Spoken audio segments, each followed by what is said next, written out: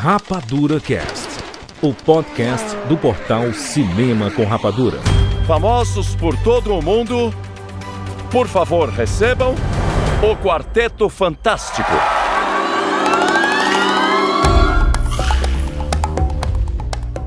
Seja bem-vindo aos Rapadura em todo o Brasil. Está começando mais uma edição do Rapadura Cast. Eu sou Júlio de Filho e no programa de hoje vamos falar sobre Quarteto Fantástico. Primeiros passos. Estou aqui com o Thiago Siqueira. A mim, minha prancha. Não é que a minha prancha se chame a mim. Eu estou pedindo pra minha prancha vir a mim, entendeu? Fernandes Modes. Para os haters, eu sinto ser o arauto das más notícias. Vai ter filme de boneco até o fim dos tempos, galera. Xiii. De volta aqui no Rapadura Cast, John. My Lady, é chegado o horário do pau. Ai, gente, vamos falar aqui sobre Quarteto Fantástico, o 37º filme do MCU, do universo cinematográfico da Marvel.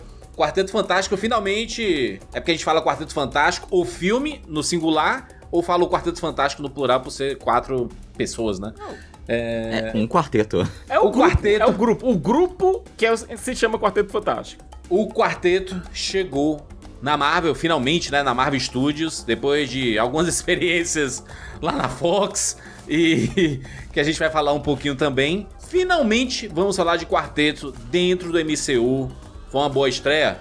Uma boa chegada? Foi uma boa introdução? O que deu certo? O que deu errado? Vamos falar tudo isso aqui nesse podcast com todos os spoilers. Então, se você não assistiu o Quarteto Fantástico Primeiros Passos, escute esse programa por conta e risco. A gente vai revelar todos os detalhes. Vamos falar das 2 cenas pós-créditos. Vamos tentar imaginar o que vem por aí na Marvel, né? Afinal, em breve estaremos falando de Vingadores Doomsday. Existe uma conexão aqui com esse filme, temos muito a conversar. Vamos falar sobre o Quarteto Fantástico agora aqui no Rapadura Cast. Oi, estranhos. Aqui é a Larissa de São Paulo e bem-vindos ao mundo espetacular do cinema.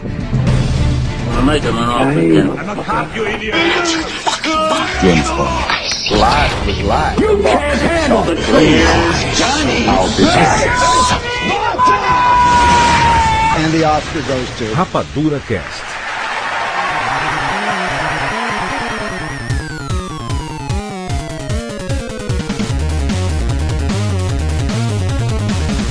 Quarteto Fantástico. Tem briga na internet, tá? Esse filme já tá causando briga, porque como chegou perto de um filme da DC, e aí é sempre isso, quem é que vai vencer o mês de julho? A bilheteria é mais importante ou o gosto sobre o filme é mais importante? Quem acertou mais?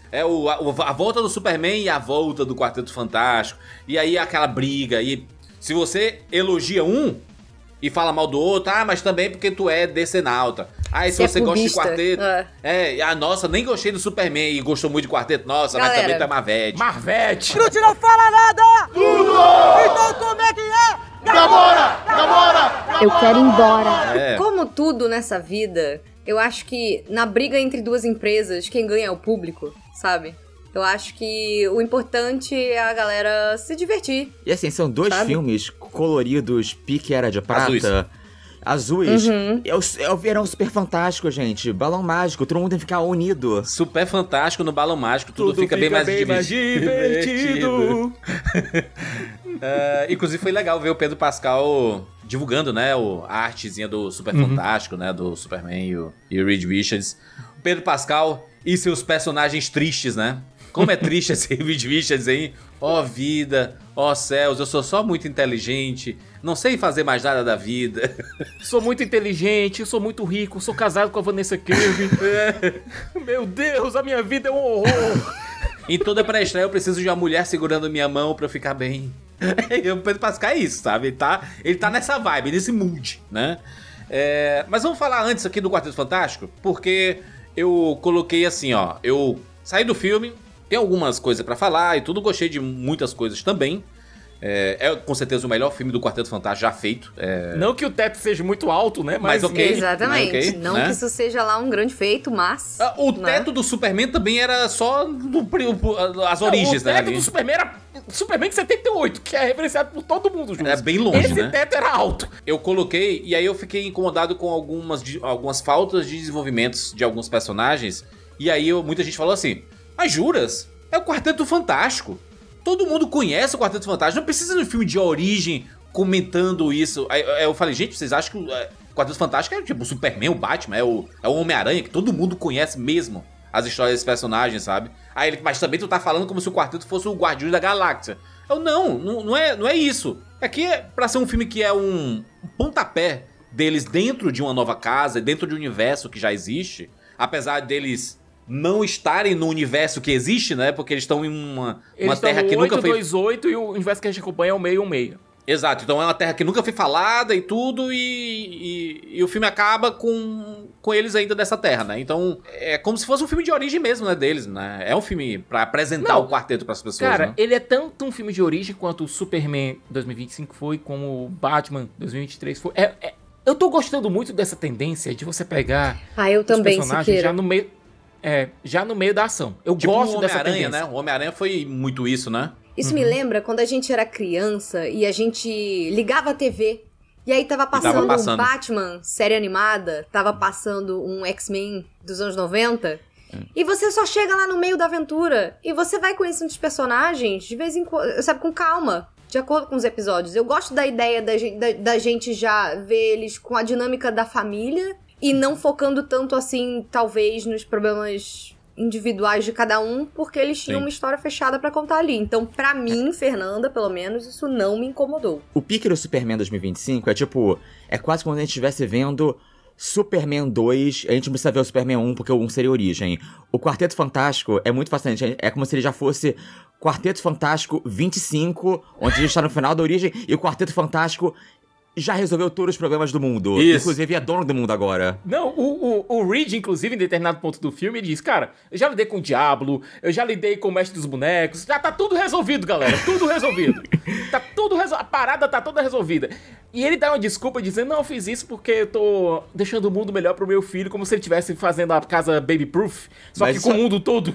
Isso eu achei muito bom, que é muito o pique do Reed Richards, porque ele é esse paradoxo humano, porque ele acha que ele vai resolver todos os problemas do mundo com a ciência pura e com a lógica. Então ele pensa, ok, vou ter um filho, eu vou salvar o mundo pelo meu filho. E agora vai ter literalmente o mundo vai ser devorado por um cara roxo gigante. Então é tipo, o filme é um grande filme de fim do mundo sobre metáfora de paternidade iminente. Mais um filme de paternidade, né? Mais um filme de paternidade, hein, Pedro Pascal? Gente, o Pedro Pascal, ele nunca vai deixar de ser pai fictício. Não é possível. Não tem como. E vírgula aqui. Pai do mundo. É mais um filme do Pedro Pascal em que ele tem que escolher entre a criança e o mundo. Temos aqui a série do The Last of Us. Temos The Mandalorian. Temos agora Quarteto Fantástico. Né? O Pedro Pascal tá colecionando esses personagens, né? Papais. Como ele disse numa entrevista, I'm your slutty space daddy. É isso. Mas pelo menos aqui ele não é pai solteiro. E ele é casado com a maior gostosa do MCU, assim... E eu digo gostosa com G maiúsculo, porque além da Vanessa Kirby ser absolutamente linda, eu não sei vocês, mas eu não tô muito acostumada a ouvir mulheres com uma voz tão grave assim, que nem ela tem. Então eu fico levemente desconcertada, sabe? Claramente tomou o suco. Ela é maravilhosa, cara. Ela tenta esconder o sotaque britânico o tempo todo, mas não de vez faz, em quando gente. sai um pouquinho, assim, sabe? Quando ela chama o seu sotaque baby, cara, sai um britânico tão forte, gente. Olha, essa câmera é sensacional, né? Eu não tô reclamando, aliás. Não, isso de jeito nenhum é um problema, pelo contrário. Eu lembro quando estavam especulando, né, quem ia fazer a Sue Storm, né? Existiam muitos nomes, e nomes bons, assim, né? A própria Jodie Comer, ela apareceu. Aliás, é engraçado que nesses filmes grandes de super-herói, alguns personagens que foram cotados pra fazer uns, ele acaba fazendo outros, né? E aí, olha, pra esse aqui não, mas talvez pra esse daqui você se encaixe bem. Não, um dos nomes mais falados pra Sue Richards, porque aqui a gente não conhece a Sue Storm, a gente vai direto pra Sue Richards, já tá, o casamento já aconteceu, tá tudo ok. A gente teve a Emily Blunt, que ela ia sendo a Viúva Negra e não foi por problema de agenda, porque ela teve que fazer aquele filme maravilhoso com o Jack Black do As Viagens de Gulliver. Acontece, né, gente? Mas a questão da Emily Blunt é que ela trazia também o John Krasinski, que todo mundo, alguns anos atrás, queria ele como Reed Richards. Até porque eles são casalzão da vida real, né? Então teria uma camada a mais ali. E ele virou basicamente uma piada do Multiverso da Loucura, né? Do Doutor Estranho, né? Virou macarrão, né? Virou macarrão. Foi horrível aquele dali, né? Pelo amor de Deus. O homem mais inteligente do mundo dizendo, olha, ele pode acabar com você com uma palavra. E o homem mais... Reed Richards. Eu acho que o Quarteto Fantástico aqui, existe algumas coisas anteriores que modificaram até a forma como eles fizeram esse filme. A gente teve 2 filmes do Teen Story aqui nos anos 2000, que, por incrível que pareça, existe muita gente que gosta. São filmes que têm a premissa de ser mais divertidos, né? Mais... Eu acho que eles têm seus momentos. Bonachão, tem seus momentos. Né? O primeiro é divertidinho, o primeiro me entretém. Os Incríveis fazem o papel melhor, né, do que os filmes do Quarteto Fantástico, né, de apresentar a família eu vou fantástica, dizer que, olha, mesmo já tendo visto Primeiros Passos, eu continuo a dizer, Os Incríveis permanece como o melhor filme do Quarteto Fantástico já feito. Eu discordo completamente, tá? Eu vou falar, esse chavão, sei lá, muita gente repete isso, há 20 anos que falam isso, mas assim, apesar de ter referências claras incríveis ao Quarteto Fantástico, tem 2 coisas. Primeiro, que os Incríveis é muito essa família de classe média até meio medíocre, no termo que os personagens são, diferente do Quarteto Fantástico, essa família celebridade. Superdotada e celebridade, superdotada não só de rica, poderes, mas de conhecimento também, E acima de tudo, o que eu acho fascinante é... Eu acho que o Brad Bird vai adorar esse filme do Quarteto Fantástico agora. Porque ele... Eu não sei, eu acho que ele faz... Porque o Brad Bird, todo o filme dele tem esse negócio meio assim, objetivista, que é tipo... Fale como eu sou um garoto especial. Então, Os Incríveis é grandeza, isso, Ratatouille é isso, Tomorrowland é isso. E... Basicamente, os Incríveis eram esse tempo, o filme inteiro que era tipo, caramba, eu sou um super-herói, eu sou tão foda, mas essa sociedade medíocre me puxa pra baixo. E esse filme é tipo, olha só a utopia que teremos se deixássemos as pessoas fodas dominar o mundo, basicamente. E tem uma coisa cíclica, né, John? Porque, olha, Os Incríveis é referência de Quarteto Fantástico. Mas esse cara, o final de Quarteto Fantástico, o final mesmo, com o Franklin meio que salvando a Sue, cara... É meio como o Jack salvando o Zezé, salvando lá a galera toda. Claro que é, mas é a referência que se auto-influencia. É o que nem a gente sempre cita esse exemplo do Identidade Bourne, que é muito inspirado nos 007, no Missão Impossível, na série Missão Impossível. E aí ele vira a grande referência, aí o próximo 007 se inspira no Bourne, e aí o próximo Missão Impossível se inspira no Bourne, e aí vira esse ciclo sem fim, né? De autorreferência, né? Mas esse Quarteto Fantástico aqui, ele tem uma premissa... Primeiro que a gente tem que pontuar 2 coisas. A Marvel não tava passando por momentos bons. Tava numa onda de muitos filmes ruins, séries ruins, algumas coisas boas, mas tava aquela, né, a gangorra grande. Eles ficaram meio que a ver navios, meio perdidos depois do Ultimato, porque a ideia deles é fazer sempre um arco grande, e tudo que eles tinham planejado de início meio que não funcionou. Né, eles tiveram que se livrar do Kang, já não funcionou de cara, aí eles já tiveram que começar a pensar, o que a gente bota aqui? E aí eles pensaram, o Doutor Destino. Mas como que você bota o Doutor Destino se você não tem o Quarteto Fantástico? Sim. Demorou, inclusive, pra sair o Quarteto Fantástico, né? Na cabeça do Kevin Feige, ele diz toda hora, não, sempre foi a nossa ideia, o Ken. A gente percebeu muito antes de demitir o Jonathan Majors, que a gente... O Kevin Feige é o maior mentiroso do mundo, né? O trabalho desses caras é ser 171, né? Eu acho que eles tinham planos do Doutor Destino desde o começo, porque eu acho que tal qual o que o Guerras Secretas original, né, é a história onde introduz o Beyonder é o grande vilão. Só que na metade da história, o Doutor Destino derrota o Beyonder e ele vira o grande vilão. Eu acho que eles planejavam isso desde o começo, de algum momento virar sobre o Doutor Destino, mas eles não esperavam que eles iam ter que se livrar do Kang dessa forma. Sabe o que é curioso? Porque a gente, pós-Ultimato, e aí sempre fala sobre a crise da Marvel, que isso vem acontecendo desde o fim de Ultimato, porque tivemos 2 fases, né? A fase 4 e a fase 5, e basicamente os filmes que funcionaram mesmo de verdade foram filmes contidos neles mesmos, assim. Você pega ali o Doutor Estranho Multiverso da Loucura, você pega ali o Homem-Aranha Sem Volta Pra Casa. Shang-Chi, que se encerra nele mesmo também. Você pega o Shang-Chi, você pega o Deadpool e Wolverine, que é basicamente dentro dele ali mesmo. Você pega o Thunderbolts, que ele tem uma indicação do que pode ser no futuro, mas ele é muito contido dentro do negócio. O Guardião da Galáxia 3, sabe? São filmes que são autocontidos ali. O próprio Quarteto Fantástico, ele é muito contido. Não, o Quarteto Fantástico é o primeiro filme da Marvel em muito tempo. E é o primeiro da fase 6, tá? Ou seja, já passaram 2 fases e você nem percebeu. Inclusive, eu fiquei muito aliviado com isso. Eu esperava que o filme todo fosse ter uma grande justificativa de por que o Quarteto Fantástico vai estar no MCU agora. Sim. E não foi. Ele realmente... Porque o final de Thunderbolts, a cena pós-créditos, são os novos Vingadores vendo a nave do Quarteto Fantástico chegando né, todo na mundo Terra. acho que tava com aquela impressão de que... Todo mundo já tava falando isso quase como se fosse verdade, Isso. né? Que assim, o Galactus vai devorar o planeta deles e eles vão ter que vir pra nossa dimensão. Vai ter que ter um motivo pra eles virem, No né? meio do filme, inclusive, Exato. a gente até pensa que isso vai acontecer, porque a surfista diz, peguem sua família e saiam desse planeta Exatamente. condenado. Eu acho que subverteu a expectativa, né? Eu imaginei naquele momento que eles iam falar assim, não, a gente vai ficar e vai lutar até o final. E que eles iam ficar e eles iam ver a Terra ser destruída e eles iam embora com muita dor no coração. Eu tava achando realmente que ia ser isso. O negócio é que esse Quarteto Fantástico, a ideia de você fazer um filme do Quarteto, depois que a Disney comprou a Fox, era meio óbvio, né? A gente sabia que o Quarteto ia chegar no MCU em algum momento.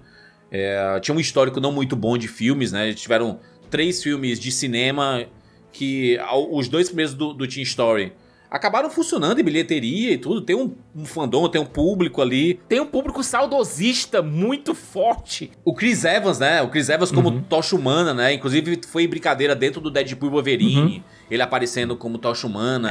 Apesar de tudo, aquele filme tinha um bom elenco. Tinha um bom elenco, eu acho. Não, eu só acho a escalação da Jessica Alba como Sue Storm. Ela era maravilhosa. É Não. que nem a Vanessa Campbell, lindíssima. Isso. É que a Jessica Alba, o problema não era nem culpa dela, era o jeito que usavam ela. O filme e a Exatamente, direção só queria ela como sex symbol e mais nada. Era um pouco misógino, assim, a abordagem dela, mas...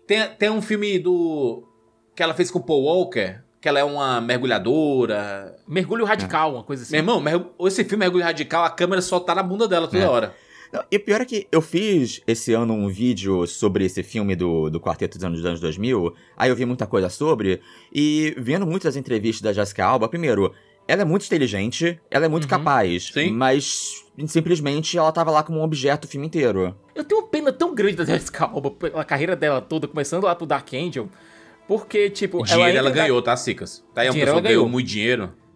Mas ela foi jogada muito cedo, ela foi jogada muito nova pra ser a lead de uma série do James Cameron. Foi colocada no relacionamento que eu acho que foi bem esquisito com o Mike Weatherby, que era o parceiro de cena dela, que era bem mais velho, bem mais experiente e tudo, um relacionamento que não deu certo. Depois, na segunda temporada, teve um lance meio maluco que ninguém explica com o Jensen Ackles, que nem o Jensen Ackles sabe explicar o que aconteceu. Eu tenho realmente muita pena do que aconteceu com a Jessica Alba, e ela não teve um gerenciamento bom de carreira, e esse filme do Quarteto é uma prova clara disso.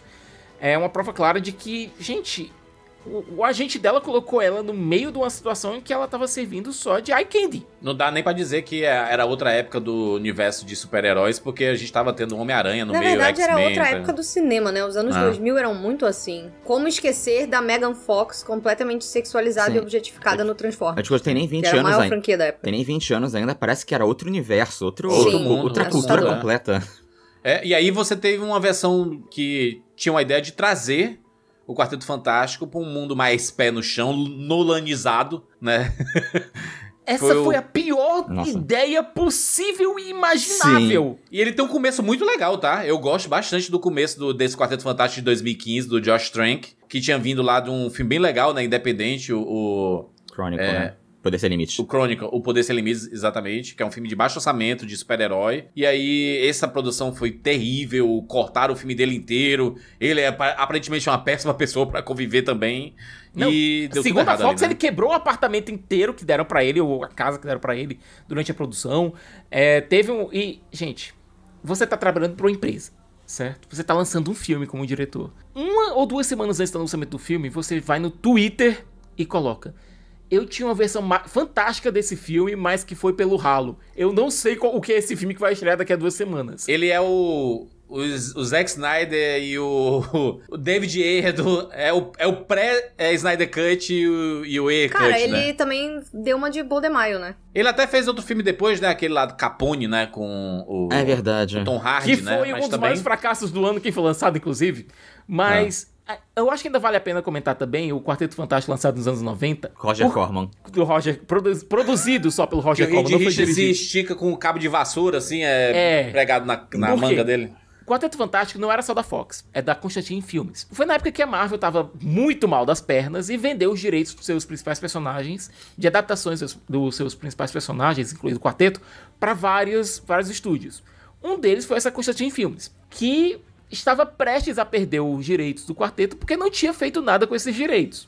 O que é que ela fez? Ela contratou o Roger Corman, que é conhecido por fazer filmes rápidos, baratos e da pior maneira possível. O que acaba se tornando da melhor maneira possível, que são absolutamente divertidos de assistir. E, olha, você tem um orçamento de 2 milhões de dólares pra fazer um filme. Faça aí. Esse filme ele foi feito pra nunca ser lançado, pra ser jogado num porão e nunca mais ser visto.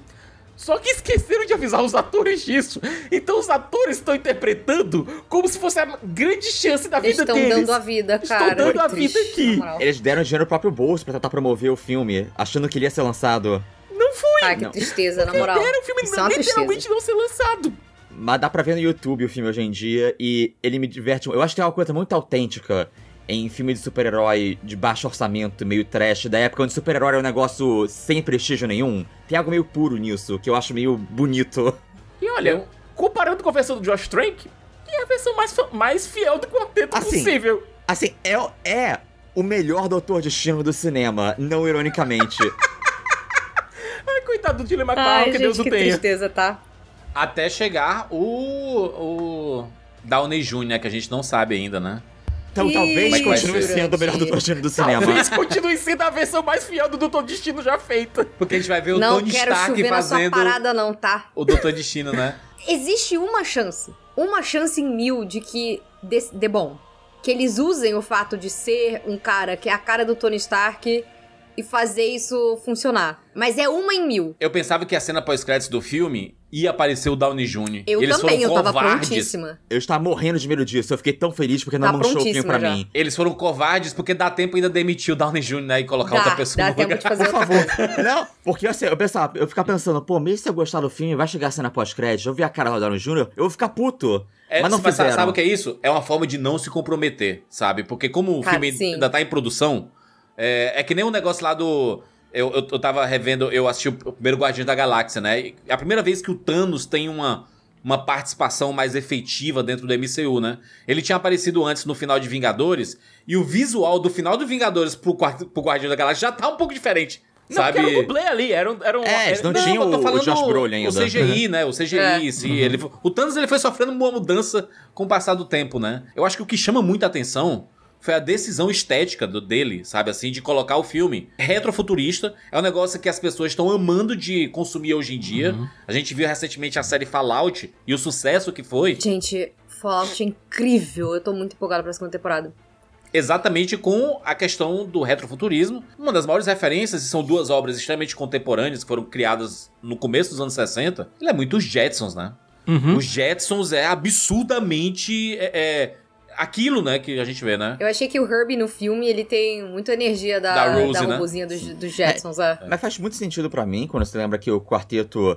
Tipo, eu acho que as pessoas hoje em dia não... No geral, as pessoas não sabem quão importante é o Quarteto Fantástico. As pessoas não têm ideia por que continuam insistindo nesses personagens. Perfeito. Mas pra mim, o Quarteto Fantástico é o Superman da Marvel. Então acho que essa dobradinha faz muito sentido. E começou essa parceria do Stan Lee com o Jack Kirby nos anos 60, em 61. E ainda é meio que a fase icônica do Quarteto Fantástico, a fase que lançou a Marvel como a gente conhece hoje. E é muito esse negócio, assim, 100% ficção científica, pulp dos anos 60, Era de Prata, essa pegada 100%.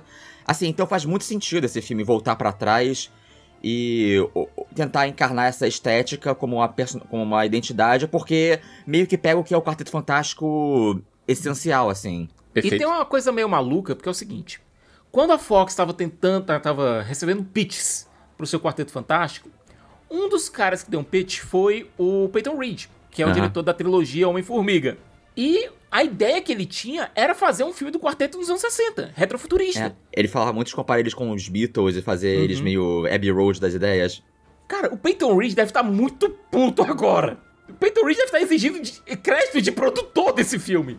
Porque todas as ideias que ele tinha foram usadas aqui. Bom, mas pra ser justo, eu já tinha todas as ideias do Peyton Reed muito antes dele falar também. Então acho que é uma coisa meio de fã, sabe? É uma ideia meio básica, assim. Vamos combinar? Não é nada extremamente revolucionário. Exatamente. Mas é uma coisa que combinou perfeitamente.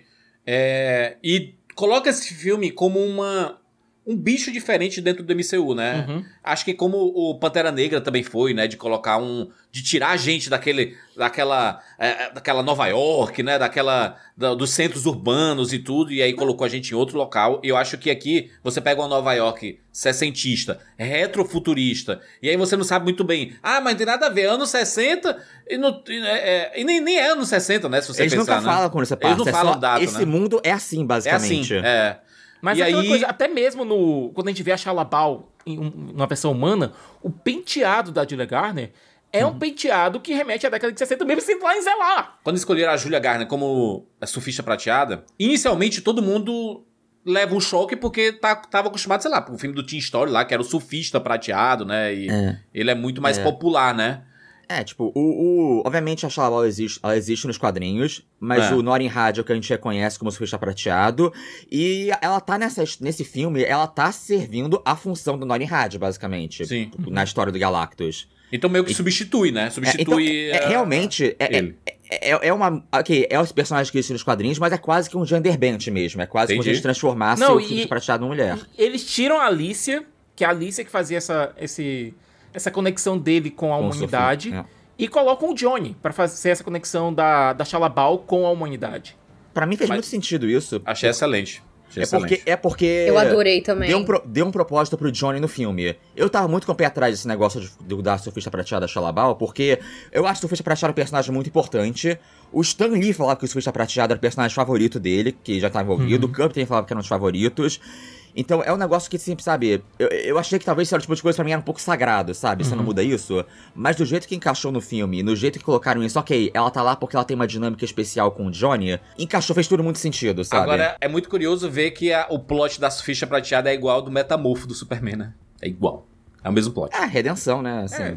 Tipo assim, eles estão com o meu filho, e aí eu vou servir ao Não, na verdade é o planeta inteiro, né? O planeta inteiro. Eu acho que a conexão maior aqui é em relação a você pegar a Shia LaBeouf como mãe. Ela tinha 2 crianças ali. Sim. E no momento que ela vê a Sue, você vê que existe algo não dito ali, sabe? É uma conexão muito maior com o Johnny. Muito mais desenvolvida com o Johnny. Mas eu acho que ela vê também essa questão de ser uma mãe, ser uma família tentando salvar crianças. Eu não senti nada disso, a conexão dela com a sua. Eu senti o negócio dela é com o Johnny. Tudo eu foi resolvido com o Johnny. Eu também senti ela só com o Johnny, assim. Mas eu Teve nenhuma interação delas duas, inclusive. Não, né? A questão não é interação, a questão é você entender o dilema. Mas ela tava entendendo o dilema e servindo ao Galactus. Até o final ela bateu o pé, mano. Então, tipo assim, não teve conexão nenhuma. O Johnny, no quarteto do Teen Story, ele sempre foi retratado como um bimbo. Sabe? Ele sempre foi retratado como... É um rimbo.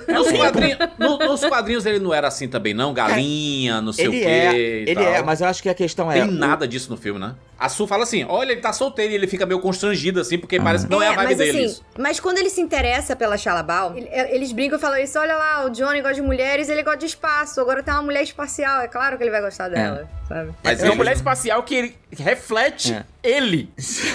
Porque ele é bem narcisista também, né? Um narcisismo, mas sabe? É porque eu acho que talvez o filme não tenha estabelecido tanto isso pra quem não tá acostumado com os personagens, mas também eu acho que o filme ele tava muito dedicado a mostrar que todos os personagens eles têm essas competências e fazer essa coisa do Johnny mostrar, olha só, o Johnny, ele é muito mais esperto do que vocês pensam que ele é. Ele não é incompetente, sabe? Então, gente, já que a gente tá fazendo aí os paralelos com o Superman, ele é basicamente a Ivy Teschmacher do Quarteto Fantástico. É isso que você está dizendo, John? Sim. Sabe qual é o negócio? É que, pra mim, é uma das críticas minhas ao filme. Você termina o filme não conhecendo quem é o Quarteto Fantástico. Você sabe que eles são os heróis e que eles passaram por experiência e ficaram com superpoderes e viraram os heróis da humanidade. E é basicamente isso. A gente não conhece o desenvolvimento. O Reed Richards, pra mim, do Pedro Pascal, poderia ser qualquer ator. Sabe aquele ator que pega um personagem e fala assim, caraca, não consigo enxergar nenhum outro ator fazendo?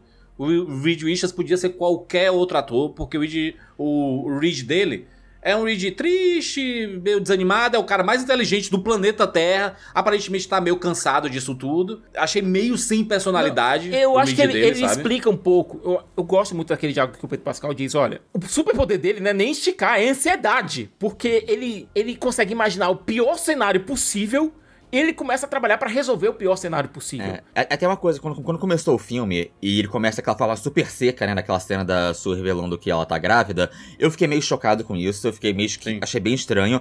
comecei a pensar um pouco mais sobre isso, e faz sentido porque, apesar de ser uma cena totalmente doméstica, não mostra nada de superpoderes nem nada assim... Não, e colocada meio fora de lugar, porque ela se passa antes da cena do jantar. Mas assim, ela introduz eles não como super-heróis, mas como esse casal, e mostra que, assim, a Sue, ela tá focada, ok, ela viu, ela quer dar as boas notícias, e o Reed tá ocupado em querer consertar coisas enquanto isso. Eu acho que faz sentido o filme colocar isso, começar dessa forma, porque estabelece todo o conflito e a dinâmica entre os dois. De que ele é ansioso num grau, inclusive, que eu acho muito divertido, que ele fala, pô, cadê o creme com aloe vera, sei lá, e aí ele fica mexendo em tudo, e a Sue fala, pera aí, espera um minuto que eu pego pra você. E ele continua revirando as gavetas, Sim, sabe? É um casal que a gente torce pra separar. Muito em breve aparecer um namoro aí na vida da Sue Storm, né? Meu Deus. Não acho que é se prestar pra isso. Até porque o Reed claramente não é uma pessoa ruim ou que não se importa com ela. Mas ele é um alguém banana. Mas ele... Não, eu acho que é banana. Ele é... Eu acho que Banana era do Teen Story, que meio que não tinha personalidade. Esse daqui é um Reed que ele é meio...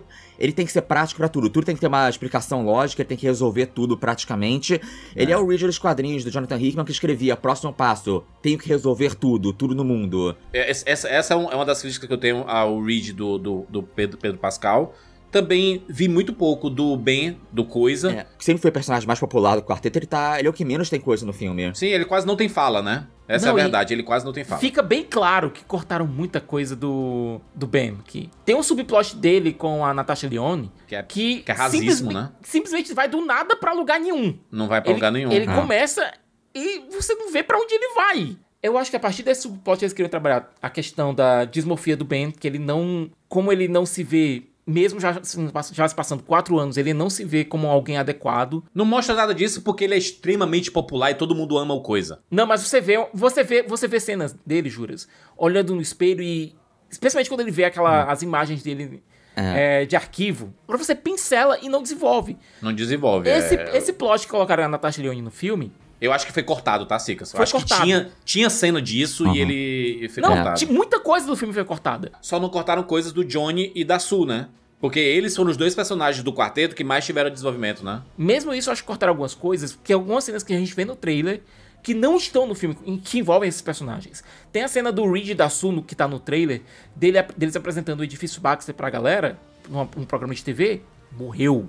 Não tem, eu acho que boa parte das cenas que a gente vê lá do programa do Ed Sullivan, que é ali com o irmão do Sherlock lá do Sherlock, o Mycroft Holmes. Mark Gatiss. Mark Gatiss. É o Mark Gatiss, isso. Que escreveu um do pior episódio do Capaldão de todos os tempos, aliás, mas enfim. Acho que tem momentos daquele show que foram cortados também, que eram momentos que, pra você entender um pouco mais dos personagens, mas o filme entende. Vamos logo pra ameaça e corta logo tudo isso. Eu acredito que aquilo tudo lá de quando contrataram o John Malkovich, né, pra ser o Fantasma Vermelho, eu acho que aquela seria a abertura do filme. Seria toda uma pequena aventura do Quarteto Fantástico. Filme clássico de super-herói, né? Você já começa com a primeira cena de ação. Isso me lembra, sabe o quê? Né? O começo e o final do Incríveis 1 e o começo do Incríveis 2. Exato. Que chega o Homem Topeira lá e eles falam, tá bom, vamos botar a máscara e tal. E aí no segundo filme eles botam essa baita cena que é exatamente pra você ver o filme um ligado no outro, como se fosse uma coisa só. E aí tem aquela cena com aquele personagem e ele meio que some. Não, e aí até o filme é o mais curto, é bem curto, inclusive, contando com os créditos, contando com tudo, o filme tem 1h55. É bem curto, tem menos de 2 horas. Eu realmente acho que faz falta isso. Até porque, por exemplo, acaba sendo um filme... Eu sei que não é a coisa mais importante do personagem, mas ele é muito en passant a respeito dos poderes dos personagens.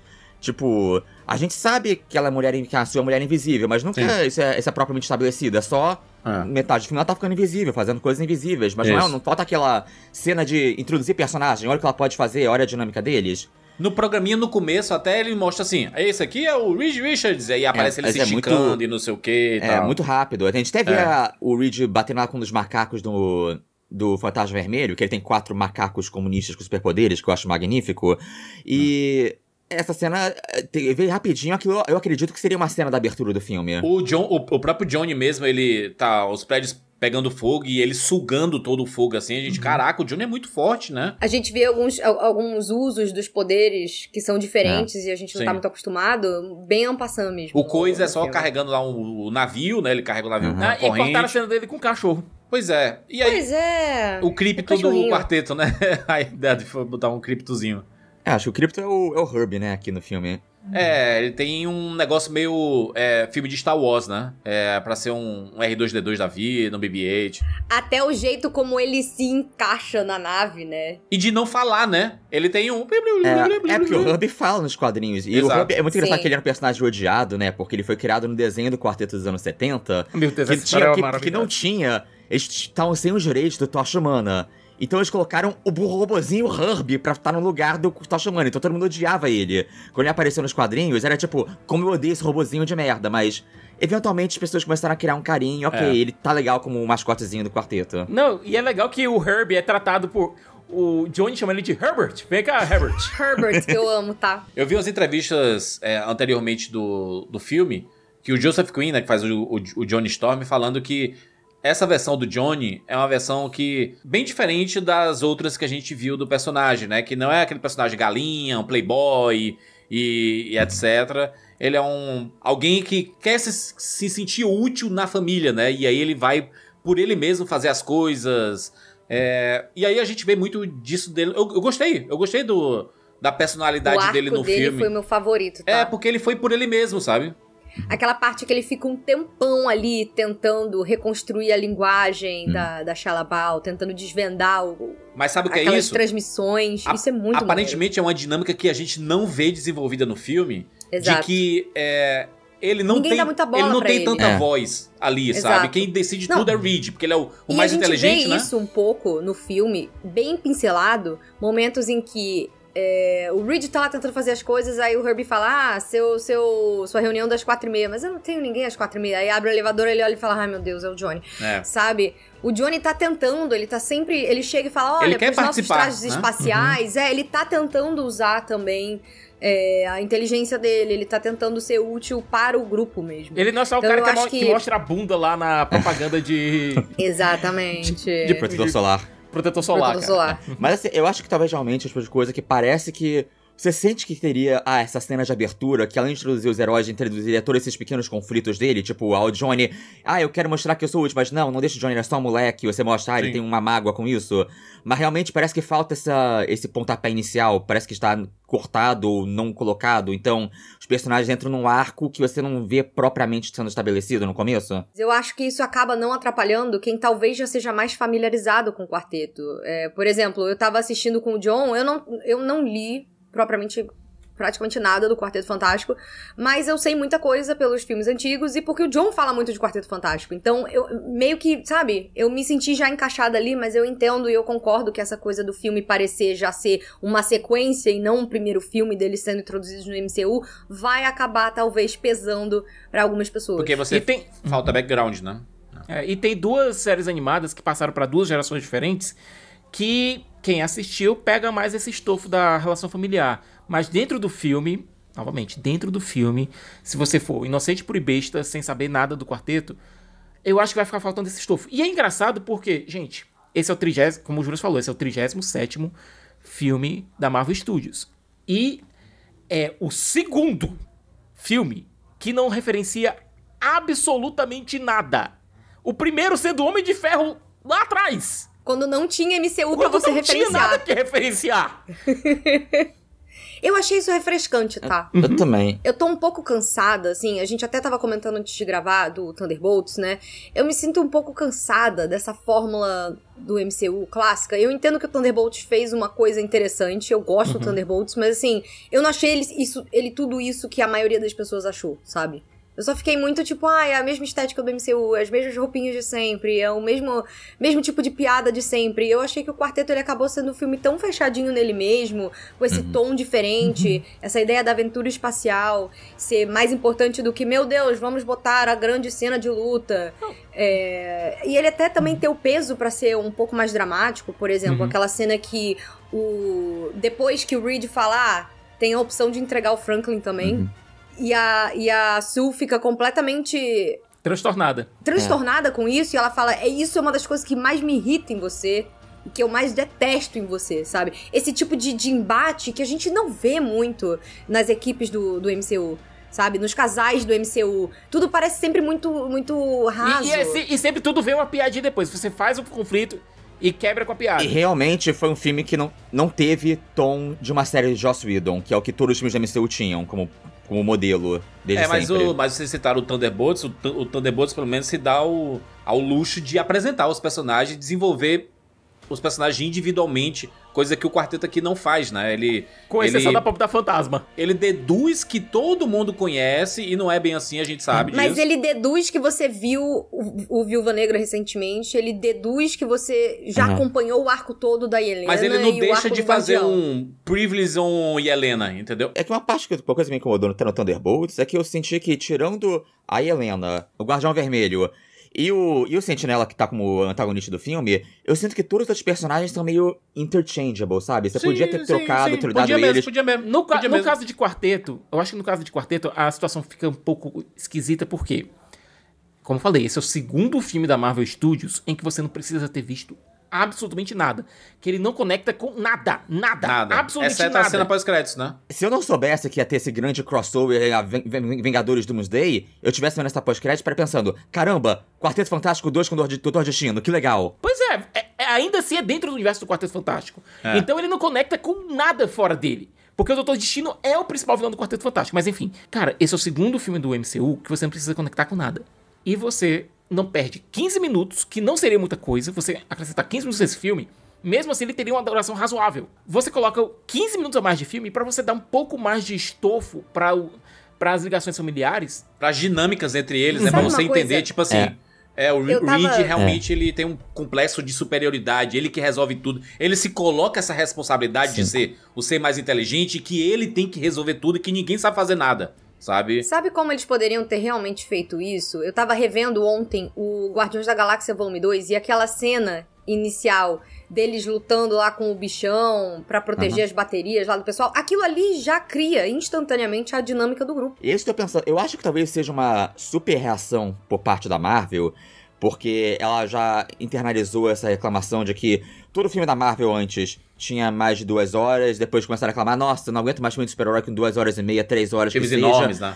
Aí começaram a fazer, por exemplo, o filme lá, As Marvels, tem 1h40, nunca tinha sido feito isso antes no filme da Marvel, então acho que a Marvel tá muito com essa mentalidade, tipo, o que der pra cortar, vamos mentalizar em fazer filmes mais curtos, e isso resultou em muita coisa ficando de fora nesse filme. Aumentar a quantidade de sessões também, né, e aí vira uma bola de neve de que dá a sensação de que tá faltando alguma coisa, e eu tô falando isso porque esteticamente é um filme muito lindo, sabe? É um filme muito bonito, dá gosto de assistir na maior tela possível. A trilha é bem gostosa também. A trilha é muito bonita do Michael Giacchino. A fotografia do filme é muito bonita. Você se sente naquele mundo, sabe? É um filme cativante. Nesse sentido, sabe? Eu adorei os figurinos também, tá? Porque eu acho que a gente já tá tão acostumado a ver aquela roupa tática, que eu amei ver eles com uma roupinha ali, que a parte de cima tem até um negócio meio de tricôzinho. É uma gola meio o azul clarinho. É muito legal. O jeito realmente de fazer a roupinha do Quarteto Fantástico não seria fazer lycra ou fazer aquelas roupas táticas. Seria, tipo, roupa de Star Trek, só que azul. Eu só fico triste de ter, tipo assim, um personagem como o Ben, ele ter mais desenvolvimento no filme do Teen Story do que no filme da Marvel, sabe? Porque o filme do Teen Story, ele é o protagonista do filme. Ele tá 100% recebendo toda a atenção. Entende isso? Que falta um texto pra os personagens terem mais estofo, assim, sabe? Não, e o pior é que o filme dá a entender que existe, que foi feito, que foi gravado e que ficou no show da sala de edição. Eu entendi coisas que insiders anteriores falaram, que a Sue Storm era a grande protagonista do filme. Eu não vejo assim como a grande protagonista, eu vejo que ela é uma parte muito importante. Ela e o Johnny tem muito destaque, assim. Eu acho até que a Surfista Prateada, ela tem mais desenvolvimento do que o próprio Reed e o próprio Ben, por exemplo. O Galactus, ele é só um bicho. A gente não sabe absolutamente nada. Ele é um bicho gigante que tem uma fome insaciável. Ele é um desastre. Ele é literalmente um desastre. Ele é uma força da natureza. Sim, é a força da natureza. Mas é interessante também que a gente vê que ele tem a sua consciência, mesmo sendo uma força da natureza, e a coisa que ele mais quer é estar livre disso. Ele quer morrer. Ele quer, por favor, que ele não aguenta mais. Ele é meio Galactus. que o Sísifo, né? Ele é meio que o Sísifo e ele não aguenta mais. Porque o filme até fala isso, pra nem saber dos quadrinhos. Ele era não um humano, mas ele era um alienígena, uma forma de vida normal, e ele foi amaldiçoado com isso, e ele precisa manter o balanço entre os cosmos, com menos planetas, mas é muita desgraça. Ele sofre com isso. Ele quer estar livre de ser o Galactus, ele quer morrer. Não, e o filme ele puxa um pouco de Terra X, que é um HQ produzida pelo Alex Ross. É ok em alguns pontos e não tão ok em outros. quando ele coloca essa noção do Franklin ser um possível substituto pro Galactus.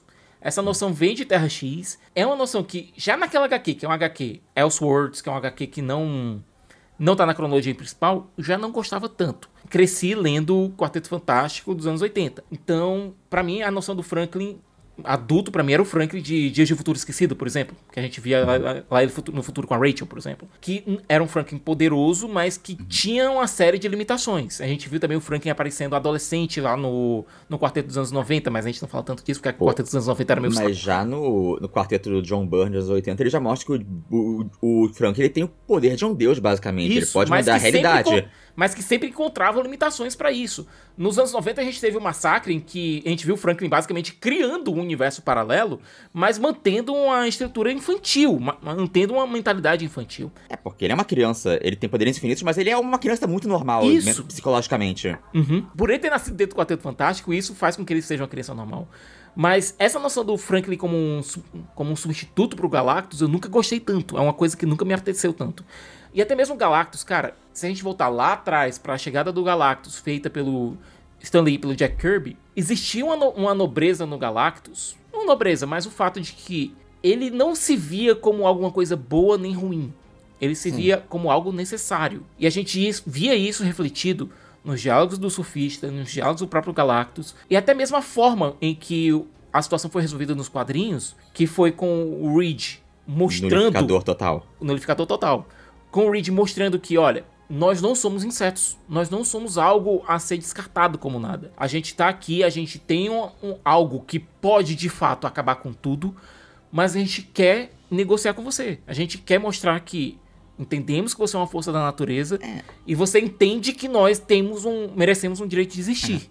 Aquilo era uma grande metáfora pra guerra nuclear também, era o embate de bomba atômica, era né? aquela coisa da destruição mútua assegurada, sabe? E eu gostava muito disso, eu gostava muito dessa ideia do Galactus, eu vim barganhar, sabe? De você não acabar com a ameaça, não com uma grande explosão, não com uma cena de ação destruidora, mas de uma negociação entre dois seres que, se não são iguais, naquele momento se asseguram respeito. E você dava ali também uma consequência pro fato do surfista ter ajudado esse pessoal. Você vai ficar preso, você vai ficar exilado nesse planeta atrasado, nesse planeta imperfeito, e você vai ser negado os céus. Eu gostava muito disso, eu gosto muito dessa noção. Virou o Jor-El agora?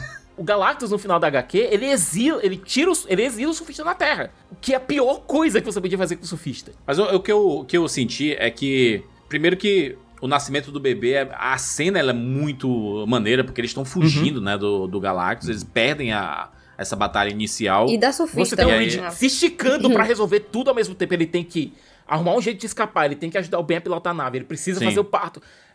O Júlio falou da questão de pouco desenvolvimento do Reed, mas você desenvolver como ele pensa e como o mundo parece nas costas dele o tempo todo, através dessa cena, eu acho muito efetivo. É que ele se coloca também essa responsabilidade, né? Achando que ninguém consegue fazer as coisas que ele faz, sendo que poderia fazer, né? Sabe o que tá faltando pra esse Reed? Um Doutor Destino pra rolar uns embates mentais, tá? Mas eu gosto muito daquela fala que o Ben tem com ele, que ele fala, cara, você não é tão esperto assim, você nem passou na carteira de motorista. Mas isso é uma referência porque tem muitas pessoas extremamente inteligentes para as quais coisas prosaicas são impossíveis. Sim, ele pode fazer coisas maravilhosas, mas ele também, tipo... Não sabe fazer um ovo.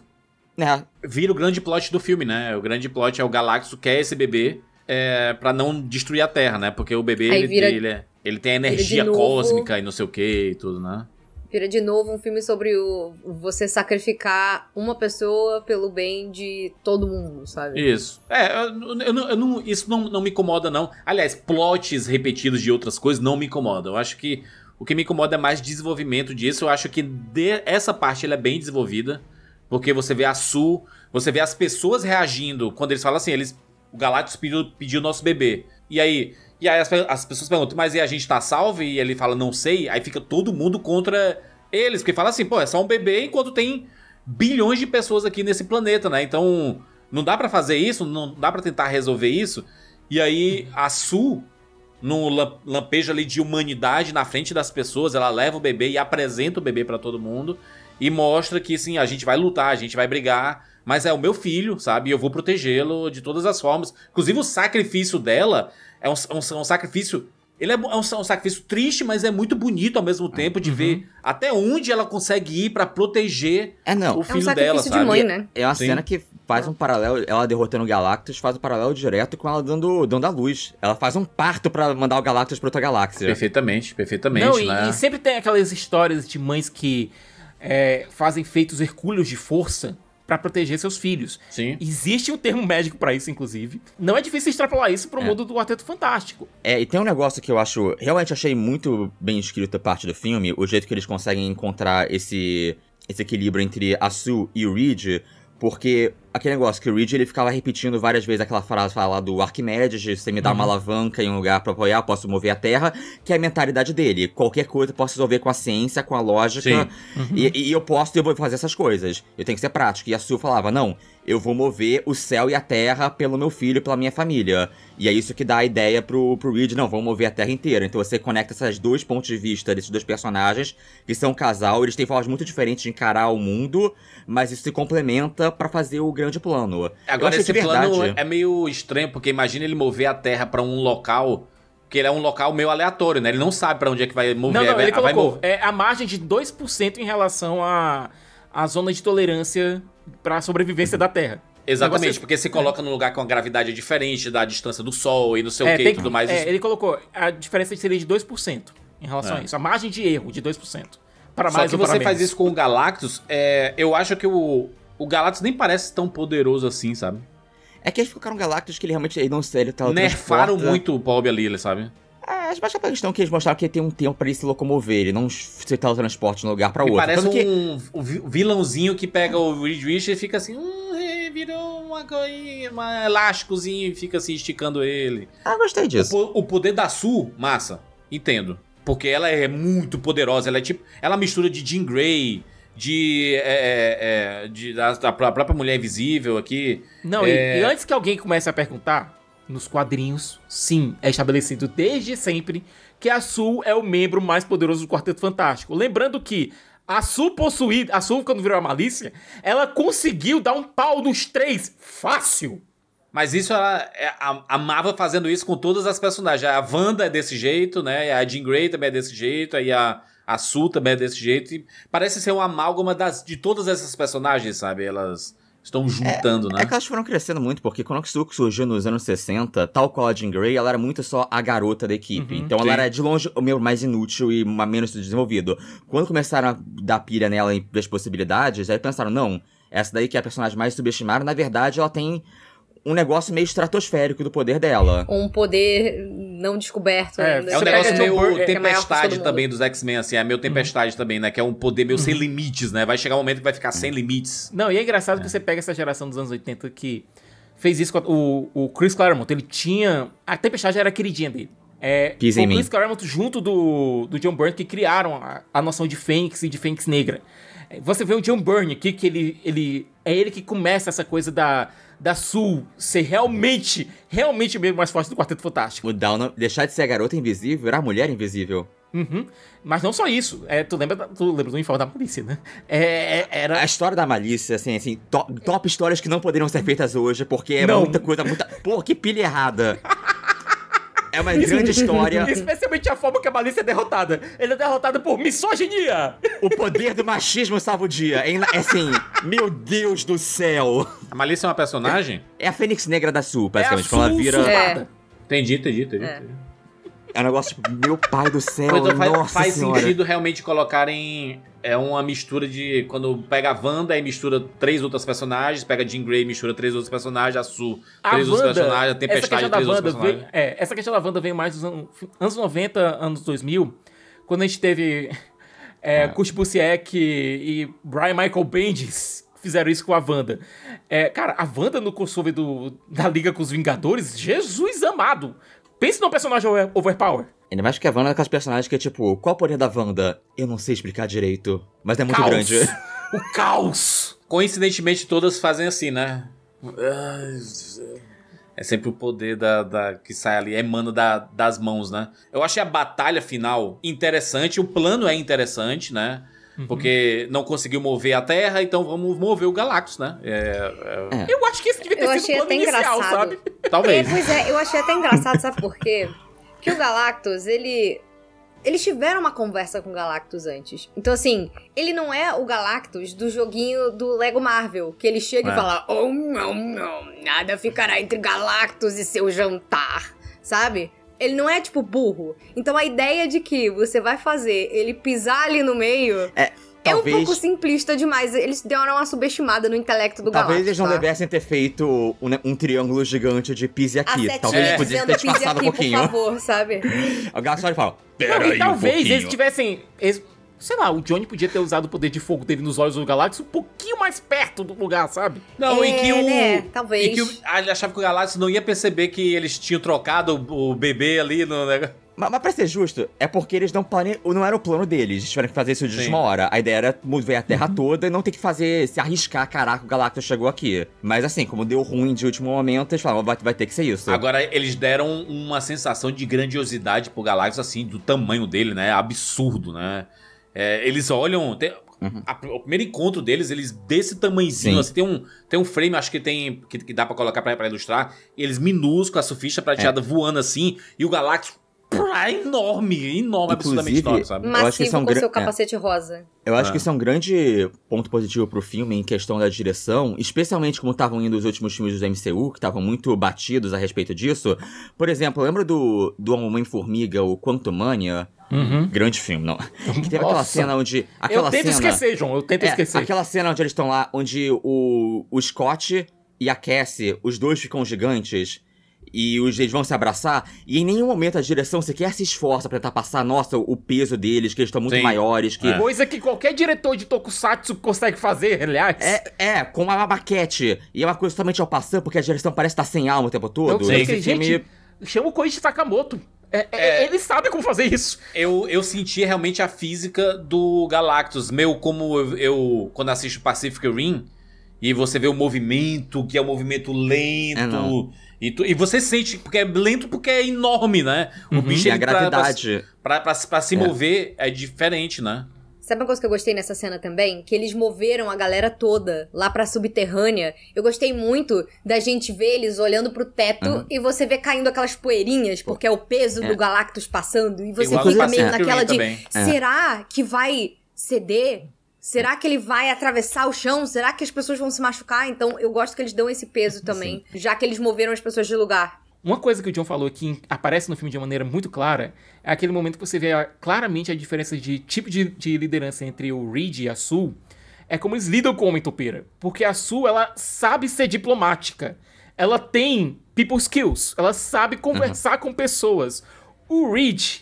Gente, coitado do Reed... Muito autista. Ele tá no espectro. No momento em que ele é contrariado, a primeira coisa que ele faz é ir pra cima.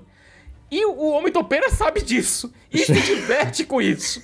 Eu não sei se é só porque eles fizeram isso pra evitar comparações com Incríveis, mas independente de ter essa abertura cortada com o Fantasma Vermelho, por que esse filme não abre com enfrentando o Homem-Topeira, que é o primeiro vilão do Quarteto Fantástico, que vai ser importante pra história depois? Não seria, não seria muito amarrado isso? Porque é o vilão dos Incríveis, né? Eu gostei do pedacinho que eles colocaram dele cavando e o prédio era da Panem? Da Panem. Caindo assim, tipo... Que inclusive é uma edição dos quadrinhos isso. Ele puxando o edifício Baxter pro subterrâneo. E o Monstrão, né, que é a capa da edição, primeira edição, né, do Quarteto Fantástico, que é a homenagem mais linda, famosa dos quadrinhos. Eu acho que seria uma excelente primeira cena pra resolver todas as coisas e deixar amarradinho pra quando o Homem-Topeira fosse importante pra história depois. E é um bom ator. O Paul é um ótimo ator. E cara, ele faz um Harvey bem divertido. A forma como ele consegue provocar o Reed é tão... Eu acho que o ajuda, Johnny também. Eu acho que isso inclusive dá mais personalidade pro Reed. Eu acho que o Galactus ele foi derrotado muito facilmente, assim, sabe? Ele não me pareceu um real inimigo, sabe? Assim, não pareceu a força da natureza que o Galactus realmente... Pois é, porque ele... Quando ele subjuga a surfista naquele encontro, que a surfista vai lá, mexe, eu falhei e tudo mais, e ele só faz assim... E ele trava ela no ar, assim, sabe? E ela... Porra, é a surfista prateada, que é forte pra cacete, né? É que todo o poder dela vem do Galactus. Eu não sabia disso. Ele pode tirar... Sim, ele pode tirar o poder dela quando ela quiser. O poder cósmico é dele. É porque ele que cria a prancha, né, lá, e ela, quando Não, pisa ela na era uma- prancha... Não, é aquele acordo faustiano, né, Juras? Eu poupo o seu povo, poupo o seu planeta, mas em troca troca da você vai sua ter alma. que... É. Vai ter que achar outros planetas pra comer. Não, mas uma coisa que Ah, eu que acho interessante é o seguinte: o surfista, o Norrin Rad, ele demora um pouco pra recobrar as memórias de quem ele era, de quem Norrin Rad é. Aqui a gente tem a impressão de que Ela sabe o tempo todo. ela É sabe triste, o tempo dói, todo, né? sabe? Ela prefere não pensar a respeito disso. É, porque E se na ela hora- pensar, né, E na hora que o Johnny simplesmente coloca um alto-falante com todo passa na mundo cara dela. passando na cara, Pedindo ajuda dos planetas não pedindo que pra o ser Galactus poupado, comeu. por favor, poupe a gente. Eu gostei da surfista, ó. Gostei. E as cenas dela Eu de gostei ação também, são tá? sensacionais. Ela surfando no fogo do Johnny, sabe? Assim, nos cenários. Cara, que É personagem, muito hein? maneiro. Que baita Eu achei personagem. bem empolgante. Todas as partes de ação com ela. Pra mim, o ponto alto do filme é a cena que eles estão fugindo lá do primeiro encontro com o Galactus. É, a maior cena. Eu senti mais medo do que ela representava Sim. do que o que o Galactus representou na Perfeito, Terra, perfeito. sabe? Depois. E mostrou que o Johnny é muito forte também, né? O poder do Johnny... Acho que nos filmes anteriores a gente não tinha tanta dimensão, exceto numa cena em que o Chris Evans tá lá dentro da cápsula e tá... Supernova. Virou fogo e assim, meu Deus, tu tem a força de uma supernova. Aí ele, supernova? Tipo, ele nem sabia o que era. Não, Johnny, supernova não é bom. Você pode explodir a Terra. Opa, então ok, não. supernova, ruim. E aí, aqui não, aqui ele é realmente muito poderoso, o Johnny. Então isso dá dá um balanceamento de forças, assim. Entendo porque é que ele é um adversário contra o Galactus, ele é um adversário... O Coisa é desse tamanhozinho, né? Comparado com o Galactus, ele vai fazer o quê, né? Pelo amor de Deus, né? A cena principal do Coisa nesse filme é a cena que ele derruba o prédio em cima do Galactus. Mas o problema é que a gente não vê muito disso. A gente não vê muito do Ben utilizando os poderes dele. E, Ele novamente, basicamente ele quebra as colunas e aí ele desequilibra. Só isso que acontece. Na verdade, eu A até participação acho dele é assim... nula. Eu até acho admirável o jeito que o filme, até o final, ele se compromete em ser mais um filme de ficção científica dos anos 50, um Star Trek / Mundo Proibido, do que um filme de super-herói de luta. Mas quando ele chega no final, onde ele vai se sente obrigado a entregar a luta, é interessante, mas talvez não seja tão interessante quanto o resto do filme. E a gente já viu muita coisa assim parecida no cinema antes, luta de super-herói no geral. E eu acho que o próprio Matt Shakman, ele também teve esse problema com WandaVision. WandaVision é muito interessante e o final é muito lugar comum da Marvel. Pois é, você chega o último episódio de WandaVision, tem esse problema. E aqui eu acho que ele não encontrou uma maneira interessante de filmar esse embate. Porque eu acho que a própria parte da Sul, pra mim, faz sentido. Como eu falei, a força de uma mulher que tá protegendo seu filho, pra mim faz sentido. Mas eu acho que podia ter sido filmado de maneira mais dramática, sabe? De uma maneira mais forte. De uma maneira que causasse mais impacto. Eu gosto da forma que o Galactus se mexe por Nova York. Eu gosto do fato de que ele enfia o pé lá na Ilha Ellis, basicamente, na costa da Ilha Ellis, e vai se levantando. Eu pensava que ele ia dar uma porrada na Estátua da Liberdade, hein? Ele dá uma olhada pra Eu Estátua da também Liberdade e não achei, faz tá? nada, né? O Galactus. É que eu acho que isso demonstra muito o quanto ele acha tudo, tipo assim, Irrelevante. são insetos aí relevantes, Só faltou, sabe? mas a gente só tá faltou. a gente tá muito acostumado a ver a Estátua da Liberdade sendo destruída em filmes, Eu acho sabe? que faltou E aí um depois pouquinho eles de Roland reconstruindo. Emmerich aqui. Eu acho que Pois é. quase eu senti assim, essa é a hora que vão colocar a bandeira dos Estados Unidos de fundo, assim. Eu e ele achei vai também, olhar tá? assim, caraca, o Galactus respeitou a nossa bandeira. Mas olha só, a gente viu que nessa terra, o que tá na Lua é a bandeira do Quarteto Fantástico. O Quarteto Fantástico já é os Estados Unidos desse filme. Exatamente. Quarteto né? Fantástico maior que os Estados Unidos, Que é um confirmado. negócio que eu achei... Eu fico muito fascinado com isso. O filme, ele é muito positivista na concepção dele, tipo, bem na vibe do Ordem e Progresso dele. Total, é. E é fascinante porque, assim, o jeito que o Reed Richards nesse filme ele é como se o Reed Richards, ele é o Walt Disney, e o Walt Disney é dono da NASA, a NASA é dono do mundo inteiro, não tem União Soviética, o Quarteto Fantástico se apossou do planeta. Isso é 100% de boa, eles causaram Mas de uma utopia. forma legal, Cativéria. porque eles não Exato. são... exatamente, mas de uma forma legal, porque eles não são megalomaníacos que nem o Dr. Destino. Mas é muito engraçado, gente, porque assim, a gente tá acostumado aos filmes que tem essa, assim, pegam essa estética deliberadamente retrô. Sempre tem um grau de ironia nisso, seja em WandaVision, seja em Fallout, seja em Pleasantville. É sempre tipo, nossa, estamos fazendo essa coisa toda feliz, American Dream. transatlântica, família nuclear dos anos 60. Com certeza tem alguma coisa esquisita nisso. E nesse filme é tipo, não, Quarteto Fantástico é incrível. Não, de fato, realmente entrega o mundo ao Quarteto Fantástico. Eles são virtuosos e eles são os protetores da Terra e são os donos da Terra. É mais ou menos a mesma coisa com o Superman.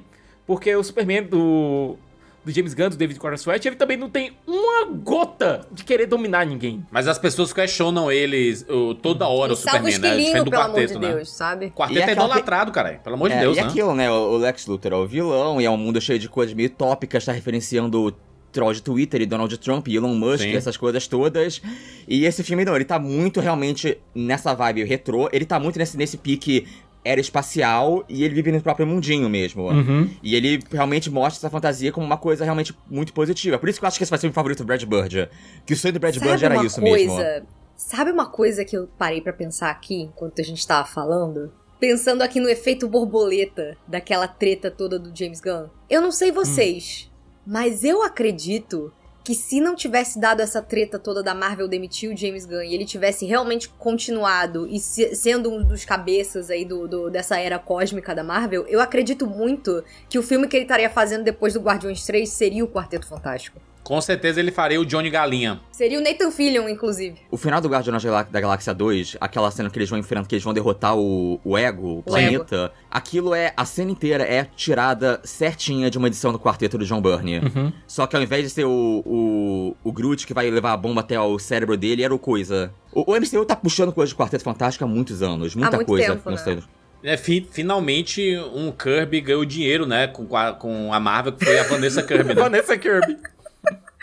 Que não é parente do Jack Kirby, né? O que é muito triste, porque a família do Jack Kirby continua a ver navios. Não, Jack Kirby, a Marvel acha que fez muita coisa, né? Que colocar assim, logo no card inicial, Stan Lee e Jack Kirby, e no final uma frase do Jack Kirby. O Jack Kirby, ele aguentou muito e foi simpático, tá? É isso. Tadinho. E a mulher que eles criaram lá pra ser o meio que par do Coisa, que ela chama Rosman, porque a Ross era a esposa do Kirby. E nossa, o Kirby como a Marvel ama o Jack Kirby e os quadrinistas, né? O perfil oficial da Marvel postou uma foto do Kevin Feige conversando com a neta do Jack Kirby. Tipo assim, eles estão muito empenhados. Eles estão empenhados no... É porque eles perceberam agora, tá começando a bater... Reparação histórica! Tá batendo na bunda, né? Depois de tantos anos, começaram pensando, putz, a gente deve fazer alguma coisa a respeito disso, né? Porque tá cada vez mais que conhecido o... Cara, a aquele documentário do Stan Lee que tá na Disney Plus é de olhar assim e dizer... Foi assim não, viu? Foi assim não. Eu tô muito curioso pra ver o Twitter do Bo DeMaio. Bo DeMaio é o cara que fez lá o X-Men 97, os roteiros e tudo mais. X-Men 97 que é sensacional. Talvez seja uma das melhores coisas feitas de X-Men nos últimos anos aí. Tá todos os dias eles xingando a Marvel de alguma forma diferente. Uma das melhores coisas da Marvel, ponto. Foi demitido da Marvel por má conduta, né? Má conduta. Eu não encontrei no Twitter aqui do Bo DeMaio nada sobre o Jack Kirby. Mas ele falou uma coisa que eu gostei aqui, achei interessante. Ele falou assim, estou ficando um pouco cansado da mentalidade de o melhor de todos os tempos que inunda os filmes, TV, videogames, e reforço o meu ponto anterior, aspas aqui pra ele. A comparação é a ladra da alegria. E ultimamente essa merda tem aparecido por todos os lados. E é um ponto muito verdadeiro aqui, principalmente quando a gente fala no mês que chegaram o Superman e o Quarteto Fantástico. E parece que o foco tá sendo comparar os dois e quem se saiu melhor do que propriamente aproveitar os dois, né? E comparar de forma inteligente, pelo menos, porque é interessante perceber que tem esse momento onde são esses dois personagens que estão recebendo filmes que tem... Eles são quase primos, eles são muito diferentes em certas coisas, mas muito parecidas em outras. Sim. E o que isso quer dizer a respeito do nosso zeitgeist em questão de filme de super-herói no momento. E tem um ponto, né? Uma semelhança de ambos é que os dois têm bebês horrorosos em CGI, um proposital e o outro não, né? Porque o do Quarteto Fantástico é horrível esse bebê. Ele em cima da sua ali, você, meu Deus do céu, eu tô nos anos 90 aqui, não, o problema maior é quando ele tá perto do Johnny, cara. Aliás, do Ben. Cara, quando ele tá perto do Ben, o negócio muito feio o bebê, assim. Às vezes é um bebê reborn, às vezes é só CGI. E aí, na parte final, assim, ele é até estranho, mas a cena, ela é tão bonita do jeito que acontece, dele chorando e ficando em cima da Su, que você... gente, não é que esteja ruim, mas a questão é que tem o vale dá uma abstraída, né? Tem o vale da estranheza que bate forte. Tic-teco ali. Ele estaria no tic-teco, com certeza, ali naquele... No Defensores da Lei. E a Su voltando, cara, os olhos dela azulzaço, né? E Esse menino é porque a gente não tem muita noção, né? Ele é realmente o bebê Pyramid, né? Dos Incríveis, É o Zezé. Né? Ele é o Zezé. Tem todos os poderes do planeta Terra que você não entende muito bem, né? Eu acho que acho que ele engole o Zezé demais, porque ele vai ser o que vai justificar todo o Doomsday, todo o final do Doomsday, com certeza, fatalmente. Provavelmente Será, vai ser por conta dele que a gente vai ter essa nova terra criada no final do Guerra Secretas. Todo mundo quer essa criança, né? Porque, enfim. Uhum. E aí o filme acaba com uma gagzinha, né? Deles montando lá. Eles passaram mais tempo A cadeirinha montando a de cadeirinha bebê. do que desenvolvendo personagem, mano. Porque a cadeirinha aí fica lá, e é uma piada só, e aí eles vão embora Isso e é um termina o Fantástico. encerramento bem clássico. Bem clássico de do filme de MCU. super-herói, né? Assim. Os Incríveis, é basicamente o final de Os É Incríveis. o final de Os Incríveis. É. E aí o filme tem 2 cenas pós-créditos. E a primeira é a mais importante, né? A mais relevante pra continuidade aqui do MCU. E se passa 4 anos depois, né, Cicas? Pois é, com esse espaço filme. de 4 anos, você não tem mais o bebê Franklin, mas você tem uma criança de 5 anos de idade. Ele é o pivete, o Flecha, né? Ele virou o Flecha agora. É, que já fala, que já entende o que tá acontecendo, que já lê Darwin, enfim. Né? E é uma das coisas favoritas dele, ele lê A Origem das Espécies, ok. E termina com o Victor Von Doom, com seu capuz verde e a máscara, o Franklin pegando a máscara na mão. Que foram os assim. irmãos Russos que filmaram, né? Essa cena. Essa cena foi dos irmãos Russo. Não foi do Matt Hackman. E, cara, é isso. Aparentemente, o Franklin vai ser o grande MacGuffin do Vingadores Doomsday. Ah, não, gente. Será que vai ser isso aí mesmo? O lance do Franklin é que ele pode reescrever a realidade, vai ser o que vai ser usado no final do O MCU filme. vai acabar com... Ele é basicamente uma joia as joias do infinito encarnadas, é isso? tipo, ele é a reunião de Essa todos, que ele energia tem aí. todos os poderes possíveis, né? Ele... Não, do mesmo jeito que no final de Massacre, o Franklin cria aquele mundo para o Quarteto Fantástico, para os Vingadores habitarem, eu acho que a gente vai ter alguma coisa parecida. Eu acho que no final de Guerras Secretas, o Franklin vai reestruturar as linhas do tempo, talvez junto do Loki, E colocar de todo alguma forma. mundo junto no mesmo lugar, assim. Inclusive, eu acho que ele vai ser quem vai estruturar em primeiro lugar. Eu acho que o Dr. Destino vai usar ele pra fazer o que vai ser o Battle World que seja. E quem é que vai sobrar ou não, né? Porque, tipo assim, com o final de Guerras Secretas, né? A gente tá antecipando muito aqui, mas o Guerras Secretas já foi dito por Kevin Feige recentemente em entrevista que ele vai realmente rebootar o MCU. Só que vai ser o reboot com algumas pessoas, com algumas carinhas conhecidas, né? Tipo assim, E não vai ser outras totalmente não. reboot. E outras não. Então, será que é o bebê que vai escolher se vai fazer a seleção natural? Essa galera aqui, Você Homem-Formiga, vai. Capitã Cara, Marvel, essas ele coisas. tem literalmente 3 Homem-Aranhas pra selecionar pra qual vai ser o Homem-Aranha daquele mundo, sabe? X-Men, esses X-Men, nenhum desses X-Men a gente vai utilizar. Deixa esse mundo aqui que tem outros X-Men, né? É um super bebê com opiniões muito parecidas com as de Kevin Feige. Exatamente. O Kevin Feige, é. bota um bonezinho no bebê, O cara. bebê é o Kevin Cara, Feige, por favor, mano. alguém bote o boné do O bebê. Kevin Feige já foi um super cérebro dentro do She-Hulk e agora ele é o bebê. Já foi um robozinho, né, no She-Hulk. Exato. E aí, essa cena pós-créditos, ela meio que indica isso, né? Que ele é o ser cobiçado. O Galactus, que é ele, e o Dr. Dr. Destino, Destino que é... também. E tem uma coisa interessante que aconteceu durante a premiere do filme. A gente viu 2 atores. A gente teve o quarteto do Quarteto Fantástico, que não foi lançado, o Roger Corman aparecendo lá. Que os homens ficaram todos carecas, aliás, é engraçado isso, mas enfim. E A você gravidade, Cicas. a gravidade. Mas você teve 2 participações ali no tapete azul que eu achei interessantes, que podem significar alguma coisa pra frente. Uma foi do Ioan Gruffudd, que fez o Reed lá no Quarteto Fantástico do Teen Story. Provavelmente ele vai estar no Guerras Secretas. Houve muita discussão no Multiverso da Loucura que ele quase foi o Senhor Fantástico no lugar do John Krasinski. John Krasinski Aparecia. provavelmente vai estar também no Guerras Secretas. Até porque eu acho que uma participação do Conselho dos Reeds, quando você tá... Quem assiste Rick e Morty conhece o Conselho dos Ricks. Que eles... Pô, o Rick e Morty chupou muito isso do Jonathan Hickman. Rick e Morty, ele faz referência a tudo, né? Se Pois pensar, é. né? Se você tem a ideia de que o Victor Von Doom, ele sequestra o Franklin e leva pra outro universo, faz sentido o Reed consultar o Conselho dos Reeds pra saber em qual universo ele pode estar. Mas enfim. E a outra participação no Tapete Azul foi da Daphne King, a X-23, que teve até destaque dentro dos vídeos da Marvel, que retrataram o Tapete Azul. Que eu acho que é muito provável que ela esteja também no elenco de algum dos 2 Vingadores. Provavelmente ela vai estar, né? A última vez que ela apareceu foi no Deadpool e Wolverine, né? Ela Já apareceu em termina- Logan, né? Pivetinha. apareceu em Deadpool Wolverine lindíssima, né? Envelheceu muitos anos aí. E aí agora, né, tá aparecendo também muitas coisas da Marvel, provavelmente vai ser utilizado em Vingadores, né? Essa é a verdade. Já que talvez a gente não veja o Wolverine no Doomsday, talvez a gente veja uma X-23 no Doomsday. Né? Quem disse, Juras? E o Jackman tá aí. E o Jackman com certeza vai estar no Guerra Secreta. No Guerra Secreta vai estar todo mundo, né? Until you're 90. Till you're 90. Exatamente. E aí a segunda cena pós-créditos é basicamente uma referência só ao desenho animado dos Quartetos Fantásticos, né? E a musiquinha e tudo. Que eu acho que é uma cena que ela também estaria no começo do filme, mas ele só... Depois foi cortado, eles jogaram depois no que final. eles viram que o Joker fez isso, de colocar o Joker 2. Desenho. Colocar um desenho ali no começo ali, eles... gente, acho que... acho que não é bom Sabe fazer o que isso, me lembrou? Me lembrou a cena pós-créditos, a segunda cena pós-créditos do Besouro Azul, que você tinha uma gag do Chapolin. Exatamente. O Aranha Verso 1, que terminava com o Miguel caindo no desenho dos anos 60, fazendo meme. Exato. Gente, vamos pras notas aqui? É sobre isso. De 0 a 10? Para Quarteto Fantástico, eu vou dizer o seguinte, eu saí do filme com a nota 7, tá? Eu saí um pouco decepcionado com o arco, eu achei um pouco sem ritmo inicialmente, eu acho que o filme começa mais quando ele encontra o Galactus ali, depois de 30, 40 minutos, sei lá.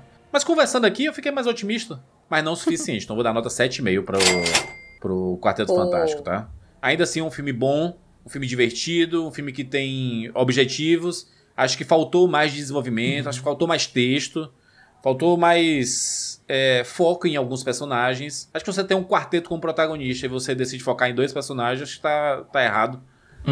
Você tem que dar um espaço pra cada um. E o espaço que foi dado, por exemplo, pro Ben foi pra um romance que não sai de lugar pra lugar nenhum, sabe? Mas enfim, nota 7,5 de 10. Sicas? Juras, eu vou dar nota 8. Do mesmo modo que você saiu do cinema um pouco, o Borocochô também saí. O papo aqui ajudou. Pensar um pouco mais sobre o filme ajudou. Mas, mesmo assim, acentuou alguns problemas. O filme tem problemas de montagem seríssimos. A gente vê que tem muita coisa, muita informação que era necessária, que a gente sabe que foi filmada, que a gente sabe que foi escrita, que sabe que foi filmada, que ficou no chão na mesa de edição. E isso prejudica e muito como o público interage com esses personagens, como nós interagimos com esses personagens. E prejudica a química entre os personagens. A sorte o elenco é muito bom. O elenco consegue segurar isso, o elenco é carismático e consegue segurar isso. Eles desperdiçam, na minha opinião, o Ralph Fiennes como Galactus, que ele tem o maior vozeirão possível, pra mim ficou desperdiçado. Gostei muito da Julia Garner como surfista, adorei o Topeira, mas, como eu falei, ficou um filme muito curto, que entregou poucas informações sobre o individual daqueles personagens, e que pecou em entregar mais a interação entre eles. Mesmo assim, por conta do carisma, por conta da inventividade visual, nota 8. Muito bem. Fernandinha? Assim, eu acho que o que me ajudou a sair muito feliz desse filme era porque eu realmente não tava esperando grandes coisas dele, sabe? Eu ando meio borocochô com o MCU num geral. E o Thunderbolts, por exemplo, que eu também tava mais ou menos empolgada, saí mais ou menos feliz. Eu tô meio cansada de sair dos filmes me sentindo... tanto faz, sabe? Sim. E eu adorei que o filme ele se permitiu ser a sua própria coisa. Eu adorei realmente aquilo que o John mencionou também, de que ele parece mais um filme sci-fi dos anos 50, dos anos 60, do que um filme de super-herói, sabe? Eu gostei que ele conseguiu, de certa forma, estabelecer o seu próprio mundo, suas próprias regras, você não precisa ter assistido nada previamente. Eu adorei todo o design desse mundo do quarteto, eu adorei o retrofuturismo, eu adorei os figurinos, principalmente, também. Eu gostei dos atores, eu acho que podia ter tido um pouco mais de desenvolvimento individual, mas eu gostei do entrosamento deles também, sabe? Gostei do plot da surfista com o Johnny, gostei do Galactus, porque... Cara, a gente saiu de filmes dos anos 2000 que o Galactus era uma nuvem, sabe? Então, ver que a Marvel teve coragem de deixar colocar o bichão gigante que come o planeta foi refrescante pra mim. Então eu acho que no fim das contas o saldo pra mim foi bem mais positivo do que negativo. Eu concordo que esse filme ele parece muito mais já ser um Quarteto Fantástico 2 do que um Quarteto Fantástico Primeiros Passos. Eu gostaria que o Ben tivesse sido um pouco mais desenvolvido, mas eu gostei muito do Johnny, eu gostei muito da Sue, e mesmo que tenha sido um pouco corrido, eu gostei de ver a ansiedade do Reed também. Então não foi uma coisa que me incomodou. Apesar de eu achar que podia ter sido um pouquinho melhor desenvolvido. Pra mim, ele é um nota 9. Eu tô extremamente feliz, tô animada. Fim de semana eu tô indo assistir de novo. Eu me diverti pra caramba com esse filme. Vamos lá, John. Então, sempre fui muito fã do Quarteto Fantástico. Queria tanto um Quarteto Fantástico bom, muito bom no cinema. Não só ok, mas muito bom. Tava indo pra esse filme meio que no oposto do Superman. O Superman eu fui com a expectativa estratosférica. Esse filme tava com um negócio... Tava muito derrotado. Não só pela minha questão do MCU no geral, mas, sabe... Continua não empolgado pro Vingadores Doomsday. Eu acho esse negócio do Robert Downey Jr. assistindo a pior ideia que o Kevin Feige já deu na vida dele. Eu não consigo conceber uma ideia pior. Eu fico com ódio só quando eu penso nisso. Eu me lembro do dia que isso aconteceu. O John me mandando rage messages, sabe? Tipo assim, mandando mensagens muito raivosas no WhatsApp. Tipo, o que tá acontecendo aqui? Eu falei, eu não sei. Aquele meme lá do louco com Cebolinha. Tipo, eu estava lá no dia que a força dos homens falhou. Sim. Mesmo sabendo que, assim, não ia ter Doutor Destino nesse filme, exceto talvez a cena pós-crédito obrigatória. E até isso eles não me mostraram, então me deixaram feliz com isso. Mas comecei vendo o filme um pouco chocado. De fato, sentindo falta dessa primeira metade de primeiro ato, antes do incidente excitante, sabe? Realmente senti falta disso. Tava meio assustado. Mas à medida que o filme tava indo, eu comecei a ficar... Isso tá funcionando. Meu Deus, isso está funcionando. Pois, depois dos primeiros 15 minutos, eu estava emocionado o filme inteiro. A nível de quase caírem lágrimas nos meus olhos. De verdade. Eu não... Mais do que o Superman, por exemplo. Porque o Superman eu não estava, tipo... Nunca cheguei perto de chorar com o Superman. Esse eu tava realmente, assim... quase chorando no nível de... Eu não estou crendo que esse filme tá saindo dessa forma, ele está funcionando. Então eu fiquei muito feliz, muito disposto a ele, vendo ele se transformar nesse grande sci-fi dos anos 50. Ele me deu a impressão de que era, sei lá... É como se eles estivessem recontando a trilogia do Galactus, mas escrito pelo Jonathan Hickman. Em tom, eu senti muito isso... Então, eu só estava muito feliz. Tem coisas que eu posso criticar, especialmente no começo. Esse talvez seja o filme... Eu sei que a Marvel não faz isso, mas esse é o filme da Marvel que eu mais queria ver uma edição estendida, uma edição do diretor que seja. Eu acho que agregaria muito.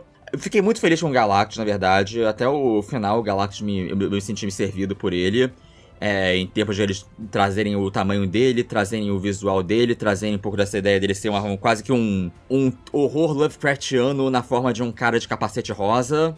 E a cena pós-crédito, até isso que era o que estava me ameaçando me deixar puto, não me deixou puto, que não mostrava a cara do Robert Downey Jr. Então, pra mim...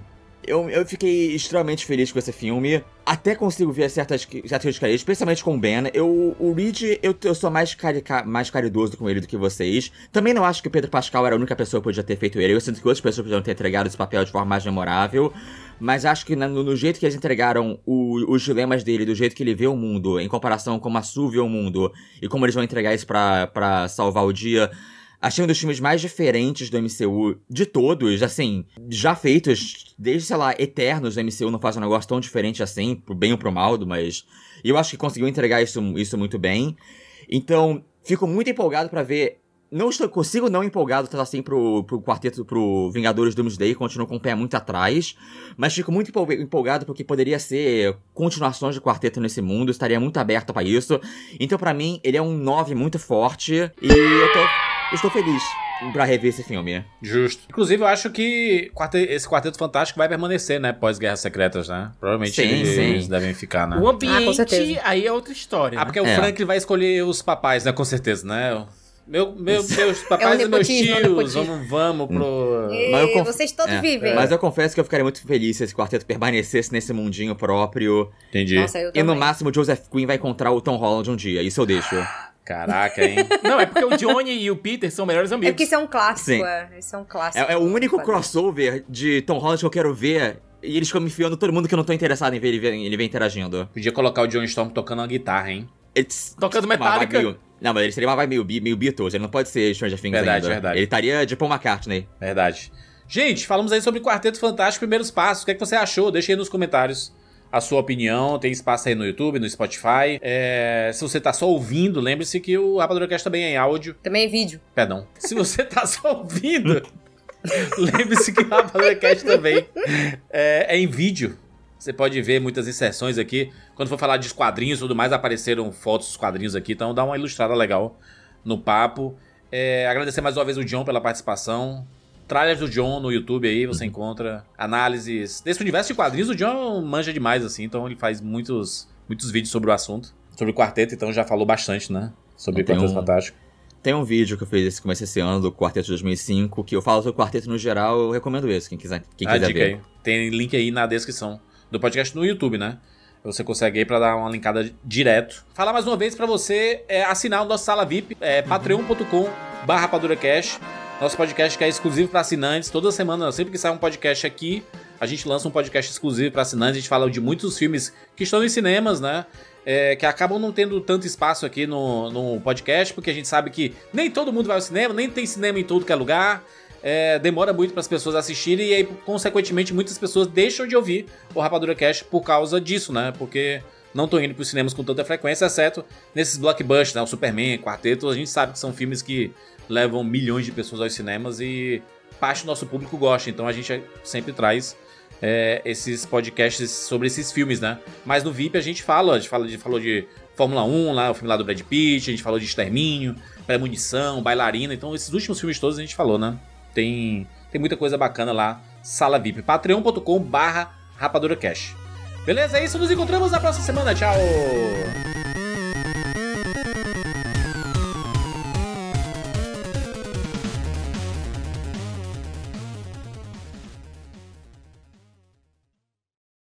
O John tá invisível pra vocês ou só pra mim aqui que tá... Só pra ti. Só pra mim? Beleza. Deixa eu tirar a foto aqui, peraí. Caraca, o John virou o Homem Invisível, amo. Peraí, o que aconteceu? Você virou o Sunstorm. Tu tá invisível aí ou não? Não! Eu tô aparecendo normal aqui. Ó, como é que tá aqui? O cenário tá aparecendo... Ué, Meu Deus, ele virou o John Storm.